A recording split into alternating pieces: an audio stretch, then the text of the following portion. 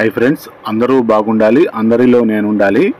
ఈ వీడియో ద్వారా అప్పలాయగుంట శ్రీ ప్రసన్న వెంకటేశ్వర స్వామి వారి వార్షికోత్సవాలకు సంబంధించి జరుగుతున్నాయి చూద్దాము.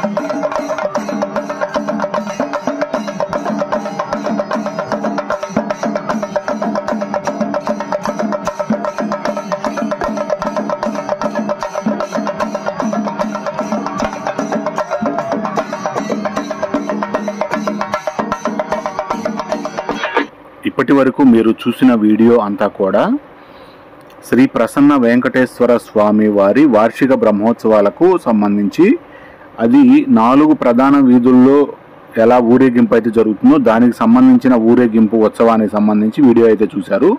ఇప్పుడు స్టేజీ ప్రోగ్రామ్ అయితే జరుగుతూ ఉంది కదా, ఈ స్టేజీ ప్రోగ్రాము నేనైతే ఆడియో తీసేసి జస్ట్ వీడియో వరకు అయితే చూపించగలుగుతున్నాను. ఆడియో పెట్టి అట్లా చూపించే పని అయితే కాపీరైట్ వచ్చే అవకాశం ఉంది కాబట్టి అందువల్ల నేను ఆడియో తీసేసి పూర్తిగా వీడియో వరకు అయితే నేను చూపించే ప్రయత్నం అయితే చేశాను. ఇప్పుడు ఈ కళా ప్రదర్శన చేస్తున్న వారంతా కూడా ప్రధాన ఆలయం ఏదైతే ఉందో ప్రధాన ఆలయానికి ఎదురుగానే ఈ కళా ప్రదర్శనకు సంబంధించిన ఈ స్టేజీ డెకరేషన్ ఇదంతా కూడా ఏర్పాటు చేశారు. కోనేరు పక్కన ప్రధాన ఆలయానికి ఎదురుగానే ఉంటుంది. నేను కొంత ముందు వీడియోలో కూడా కొంత ఈ కళా వేదికను చూపించే ప్రయత్నం అయితే చేశాను. ముందు వీడియోల్లో ఏర్పాట్లు బ్రహ్మోత్సవాలకు సంబంధించి ఏర్పాట్లు ఎలా చేశారనే దాన్ని బట్టి ఇక్కడ ఈ కళావేదిక ఈ విధంగా నృత్య ప్రదర్శనకు సంబంధించి భరతనాట్య ప్రోగ్రామ్స్ ఇవన్నీ ఉంటాయి అని చెప్పి చెప్పడం అయితే జరిగింది. ఇక్కడ నృత్యానికి సంబంధించి కార్యక్రమాలు, ఈ సంగీతానికి సంబంధించి మన సంస్కృతి సాంప్రదాయాలకు సంబంధించి ముఖ్యంగా చెప్పుకోవాలంటే చాలా కళా ప్రదర్శనలు అయితే ఇక్కడ ఇలాంటి సందర్భాల్లో జరుగుతూ ఉంటాయి. ముఖ్యంగా అప్పలాయగుంట వెంకటేశ్వర స్వామి వారి బ్రహ్మోత్సవాలలోనే కాకుండా మిగతా సందర్భాల్లో కూడా ఇలాంటి కళలను, కళాకారులను ప్రోత్సహించుకుంటే మన సంస్కృతి సాంప్రదాయాలు ఇంకా కొన్నాళ్ల పాటు మన ముందు తరాల వాళ్ళకు కూడా అందించిన వాళ్ళం అవుతామని నేను ఈ వీడియో ద్వారా చెప్పడానికి అయితే ప్రయత్నం చేస్తున్నాను. ముఖ్యంగా ఇలాంటి వెంకటేశ్వర స్వామి వారి టీటీడీ వారి నిర్వహణలో ఇలాంటి ఉత్సవాలను, బ్రహ్మోత్సవాలను నా కళ్ళతోటి చూడటమే కాకుండా నేను దాన్ని యూట్యూబ్ ఛానల్ ద్వారా వీడియో చేసి నేను నా వ్యూవర్స్ కూడా చూపించగలుగుతున్నాను.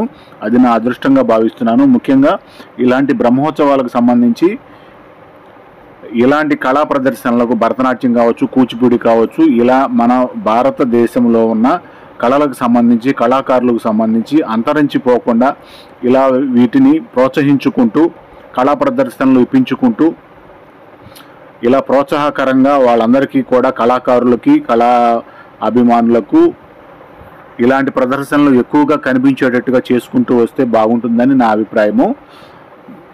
ముఖ్యంగా ఇప్పుడంతా కూడా పాశ్చాత్య సంస్కృతి, పాశ్చాత్య మ్యూజిక్, ఆ డ్యాన్సులు అవి ఎక్కువగా అలవాటు అయిపోతున్నాయి. కాబట్టి ఇలాంటి మన సంస్కృతి సాంప్రదాయాలకు సంబంధించిన, మన భారతీయ కళలకు సంబంధించి ఇలాంటి నృత్యాలను, కళలను ఇంకా కొన్నాళ్ళు కాపాడుకుంటూ ముందు తరాల వాళ్ళకు అందిస్తూ వాటి విలువలని స్కూల్ డేస్ నుంచి పిల్లలకి, వీళ్ళంతా కూడా చదువుకునే విద్యార్థులే, వీరంతా కూడా చిన్ననాటి నుంచే ఇలా కళలను అభ్యసించుకుంటూ ఇలా చాలా ప్రదర్శన అయితే వీళ్ళు చేసే విధానం చాలా పర్ఫెక్ట్గా చేస్తున్నారు. పాటకి అనుగుణంగా, వచ్చే మ్యూజిక్ అనుగుణంగా వాళ్ళు చేసే స్టెప్పులు అయితే చాలా నీట్గా అనిపిస్తుంటాయి. ఇప్పుడు నేను మా ఆడియో లేకుండా జస్ట్ నేను మాటల ద్వారా చెప్పడం వల్ల వాళ్ళ డ్యాన్స్కి అంత కళ రాకపోవచ్చు వాళ్ళు చేసే విధానానికి, కానీ వాళ్ళు చేసే విధానం అయితే చాలా బాగా నచ్చింది. కానీ మనకి యూట్యూబ్లో కాపీరైట్ వచ్చే అవకాశం ఉంది కాబట్టి నేను ఆడియో తీసేసి పూర్తిగా నేను మాటల ద్వారా అయితే చెప్పడం అయితే జరుగుతుంది. ఇలాంటి కళా ప్రదర్శనలో కళాభిమానులు చాలామంది అయితే ఇక్కడ ఇప్పుడు ప్రస్తుతం వీడియోలో కనిపిస్తున్న చుట్టుపక్కల ప్రదేశాల్లో చాలామంది అయితే ఉన్నారు.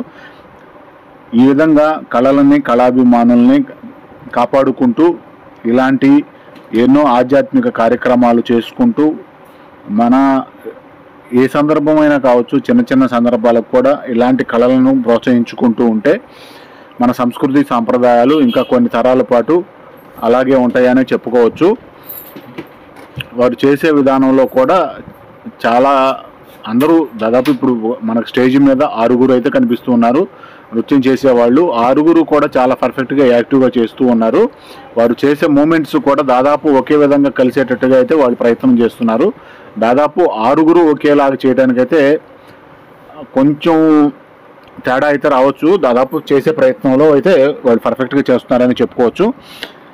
ఇలా అప్పలాయగుంట శ్రీ ప్రసన్న వెంకటేశ్వర స్వామి వారి వార్షిక బ్రహ్మోత్సవాలకు సంబంధించి ఇలాంటి కళా ప్రదర్శనలు, కోలాటానికి సంబంధించి, కేరళ స్టైల్ వాయిద్యాలకు సంబంధించి, సన్నాయి మేళానికి సంబంధించి, పల్లకీ సేవలకు సంబంధించి ఇలా 6వ తారీఖు మొదలయ్యి 15వ తారీఖు వరకు అయితే 9 రోజుల పాటు అంగరంగ వైభవంగా జరిగాయని చెప్పుకోవచ్చు.